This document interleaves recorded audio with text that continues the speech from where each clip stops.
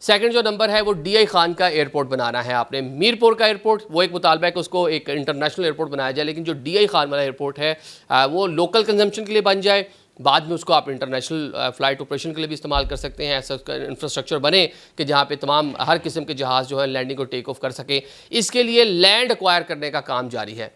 हुकूमत जो है वो इस टाइम जगह ढूंढ रही है, जगह जो है वो एक्वायर करने की कोशिश कर रही है, मैक्सिमम जगह एक्वायर की जा सके, क्योंकि एक लंबा प्रोजेक्ट होता है, एक वसी एरिया आपको एयरपोर्ट रनवे और बाकी जो इंफ्रास्ट्रक्चर कार्गो सर्विसेज उसके लिए चाहिए होता है। तो इस टाइम जगह की तलाश और उसके लिए सारा काम हो रहा है। इसके अंदर जो एक कह लें प्लानिंग है जो पाकिस्तान एयरपोर्ट अथॉरिटी है वो ये है जनाब, जनूबी अजला जो सूबा खैबर पख्तूनख्वा के हैं, फाटा इंजमाम के बाद जो एजेंसीज थी उसके साथ जो पूरे इलाके लगते हैं, तो ये उनको खासा बेनिफिट होगा। अभी उन लोगों को जनाब या मुल्तान का एयरपोर्ट इस्तेमाल करना पड़ता है, या फिर पेशावर का एयरपोर्ट इस्तेमाल करना पड़ता है, या फिर तीसरी ऑप्शन उनके पास इस्लामाबाद का एयरपोर्ट बच जाती है।